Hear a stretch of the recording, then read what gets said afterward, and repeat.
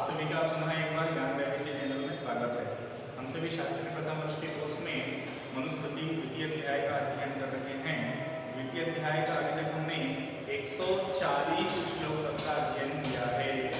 140 श्लोक में हमने आचार्य शब्द का अर्थ मतलब आचार्य किसे कहते हैं इस बात को जाना, इस बात को समझा। आगे 141 श्लोक से पढ़ेंगे। 141 श्लोक में कहते हैं उपाध्याय का लक्षण बताते हैं। उपाध्याय किसे कहा जाएगा, किसे कहा जाता है। कहते हैं एक देशं वेदस्य वेदांगान्यपि वा पुनः योऽध्यापयति वक्तृत्यर्थम् उपाध्यायः स उच्यते। कहते हैं जो ब्राह्मण वेदों के एक भाग अथवा अल्प भी वेदांगों का जीविका के लिए अध्यापन कराता है वह उपाध्याय शब्द या अध्यापक शब्द से कहा जाता है। उपाध्याय या अध्यापक किसे कहा जाता है? जो ब्राह्मण वेद एवं वेदांगों का एक भाग भी अध्यापन कराता है उसे उपाध्याय शब्द से कहा जाता है। आगे गुरु के विषय में बताते हैं, गुरु के लक्षण को। गुरु तो कहते हैं निषेधादीनि कर्माणि यः करोति यथा विधि संभावयति चान्येन स विप्रो गुरुरुच्यते। अर्थात जो ब्राह्मण वेद विहित विधि के अनुसार गर्भाधानादि संस्कारों को संपन्न करता है और अन्नादि भोजनीय पदार्थों के द्वारा संपोषित करता है, वह ब्राह्मण उसका गुरु होता है। वह ब्राह्मण उसका गुरु होता है। अर्थात इसके विषय में जो आप सभी के कोर्स में जो पुस्तक चलती है, ग्रंथ चलता है, उसके विशेष में विशेष रूप से बताया। और विशेष रूप से में आपको एक छोटा सा लेके चले, हम छोटा सा बताते हैं कि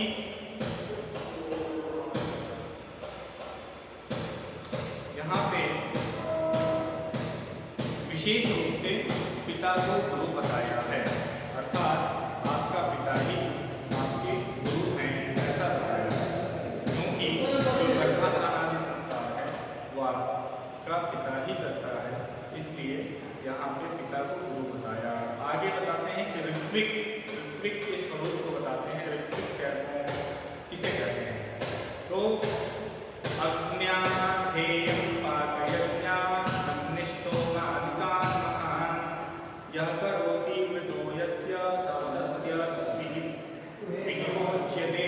कहते हैं जो ब्राह्मण वर्ण प्राप्त करके आपके द्वारा आप वृणित होकर के आपका अग्निष्टोमादि एवं 10 पूर्णमास आदि ये सब कर्म संपादन यज्ञ संपादन करता है, उसे ऋत्विक कहते हैं। फिर आचार्य एवं उपाध्याय रूप वेदाध्यापकों के महत्व को बताते हैं। कहते हैं वितथं ब्रह्मणा श्रवणा बुधौ स माता स पिता नेयस् तं न कुर्येत् कदाचन। कहते हैं जो वेदाध्यापक जिसके दोनों कानों को सत्य रूपी वेदवाणी से भरता है, अर्थात जो वेदाध्यापक इस सत्य रूपी वेद का ज्ञान देता है, उपदेश करता है, अध्यापन कराता है, वह माता पिता के समान हितकारक है। किसी भी परिस्थिति में उससे द्रोह नहीं करना चाहिए। अर्थात आपको जिस प्रकार माता एवं पिता लालन पोषण करते हैं इस लोक में, उसी प्रकार सत्यवाणी वेदवाणी के द्वारा जो वेदाध्यापक आपको वेद का अध्यापन कराता है वह परलोक में आपको इसका इस लोक में भी और परलोक में भी दोनों लोक में सुख की प्राप्ति कराता है। इससे आपको संपूर्ण सुख की प्राप्ति होती है। इसलिए उनसे कभी द्रोह नहीं करना चाहिए। आगे कहते हैं उपाध्याय और आचार्य आदि इन सभी में माता श्रेष्ठ हैं। आचार्य, उपाध्याय, पिता और इन सभी में माता श्रेष्ठ हैं। इस बात को बताने के लिए कहते हैं उपाध्यायान् दशाचार्य आचार्याणां शतं पिता सहस्रं तु पितृन्माता गौरवेणातिरिच्यते।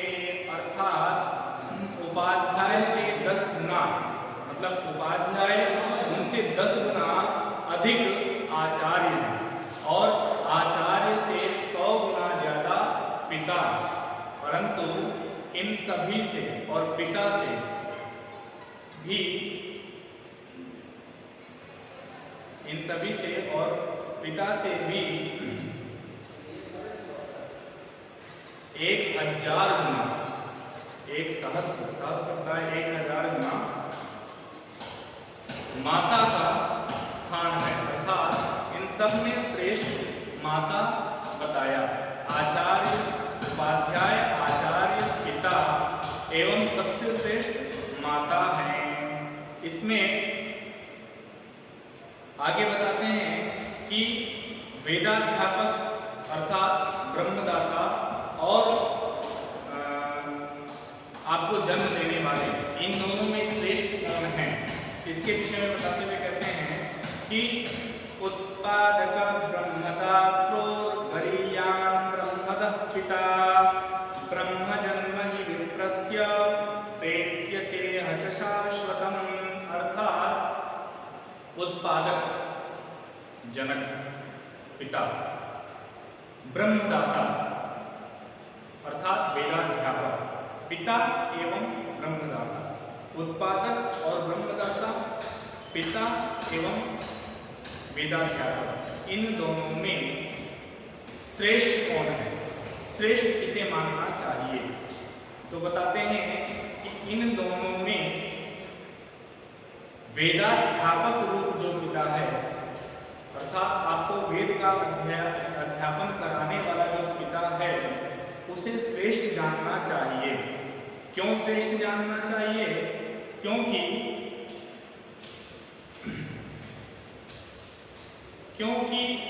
आपको जो पिता हैं उन्होंने केवल जन्म दिया और वेदाध्यापक ने, आचार्य ने आपको ब्रह्म ज्ञान की प्राप्ति कराया और ब्रह्म ज्ञान की प्राप्ति कराने वाला मुख्य है। इस बात को बताने के लिए आगे श्लोक में कहते हैं कि ब्रह्मदाता पिता की श्रेष्ठता है। इस बात को सिद्ध करते हुए कहते हैं कामान् माता पिता चैनं यदुत्पादयतो मिथः संभोतिं तस्य तां विद्या अध्ययो नाभिजायते। कहते हैं कि कामावशात, अर्थात कामावशात होकर के माता पिता ने जन्म दिया, उससे हमें समाज में, लोक में विचरण एवं बैठना उठना ये सब आया। अर्थात हमारे अंग प्रत्यंग आए और हम समाज में जाने लगे। ये माता पिता ने जन्म दिया तब हुआ। लेकिन ब्रह्मदाता ने जब आपको दूसरा जन्म, द्वितीय जन्म दिया, जिससे आप द्विज हुए, अर्थात यज्ञोपवीत संस्कार करके आपको संपूर्ण ज्ञान दिया, आपको वेदाध्ययन कराया, वेदांत पढ़ाया, सभी उपनिषद इत्यादि पढ़ाया, उसने आपको द्वितीय जन्म दिया और उस द्वितीय जन्म के माध्यम से आप विद्वत समाज, श्रेष्ठ समाज में जाकर के बैठ सकें, इस लायक बनाया। प्रथम जन्म देने वाले ने आपको केवल समाज में बैठने योग्य बनाया। अर्थात एक जो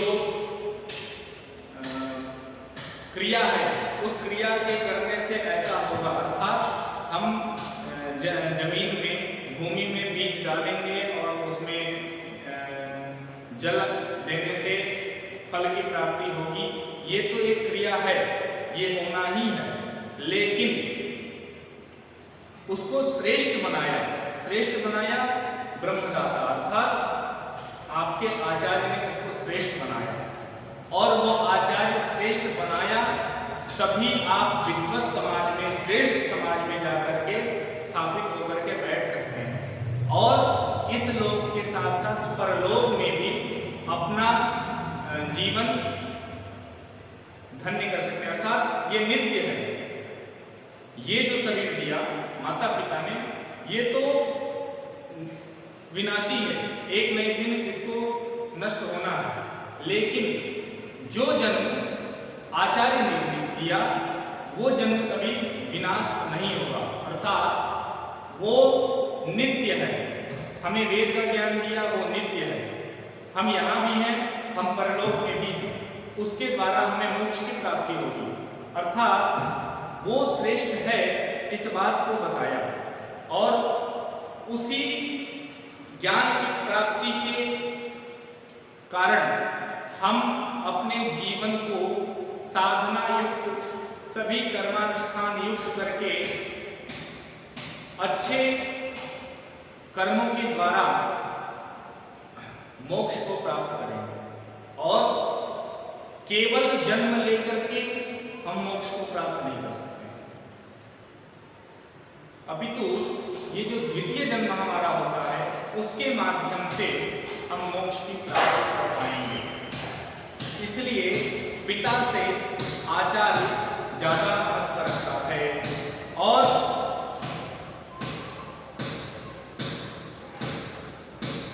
आगे बताते हैं, आचार्य रूप पिता तथा सावित्री रूपी माता होने वाला, अर्थात ये जो अभी चर्चा किए कि विनाशी और अविनाशी, इस विषय को बताते हैं कि आचार्यस्त्वस्य यां जातिं विधिवत् वेदपारगः उत्पादयति सावित्र्या सा सत्या सा जरामरा।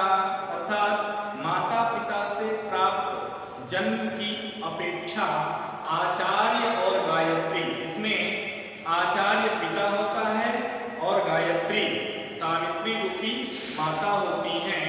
इनके द्वारा जो प्राप्त जन्म है वह श्रेष्ठ है। माता पिता से प्राप्त जन्म की अपेक्षा आचार्य एवं सावित्री के द्वारा जो जन्म हुआ वह श्रेष्ठ है, इस बात को बताया। और आचार्य एवं सावित्री के द्वारा जो जन्म हुआ वह नित्य है, शाश्वत है।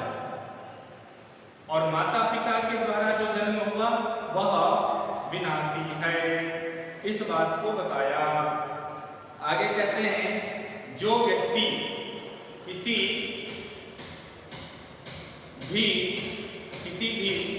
ब्राह्मण को अल्प विद्या भी अध्यापन कराता है उसको भी गुरु मानना चाहिए। इस बात को बताते हैं, अल्पम वा बहुवा यस्य सदस्योपकरोति यः तमापीह गुरुर्विद्या च्युतोपक्रियया तया। जो वेदाध्यापक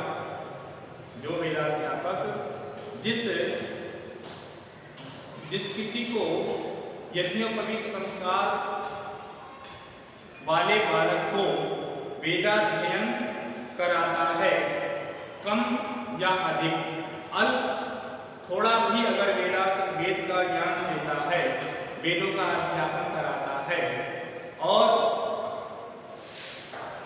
तो वो क्या है, उसको गुरु के समान ही पूज्य मानना चाहिए, अर्थात गुरु के समान ही सम्मान देना चाहिए।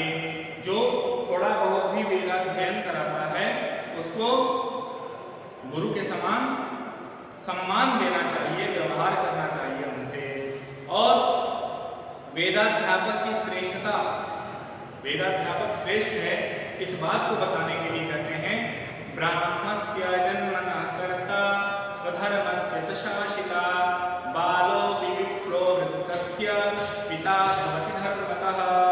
अर्थात वेद ग्रहण करने योग्य उपनयन के द्वारा द्विजत्व संपादक तथा स्वधर्म के उपदेष्टा बालक भी धर्मानुसार अधिकावस्था युक्त शिष्य के लिए भी पिता के समान मान्य होता है। अर्थात अगर कोई बालक अल्प आयु में भी उपदेशक बन जाए, अर्थात सभी ज्ञानों को जान करके और उपदेश करे और उनके सामने बैठने वाला सजातीय भी अधिकायु अर्थात उससे बड़ा हो, उससे ज्येष्ठ हो और उससे ज्ञान प्राप्त कर रहा हो, वह शिष्य है और बालक गुरु है। इस बात को बताया कि पिता पुत्र का भाव समझना चाहिए, अर्थात शिष्य और गुरु का अधिक आयु वाला शिष्य है पर ज्ञान कम है और गुरु कम आयु वाला है और ज्ञान में वृद्ध है, अर्थात वयोवृद्ध शिष्य है और ज्ञान वृद्ध गुरु है, तो ज्ञान वृद्ध गुरु को ही सम्मान देना चाहिए वयोवृद्ध शिष्य के द्वारा। आयु में इसका कोई महत्व नहीं है, इसमें केवल ज्ञान का महत्व समझना चाहिए। जो ज्ञान दे रहा है, जो वेदाध्यापन करा रहा है, उसे गुरु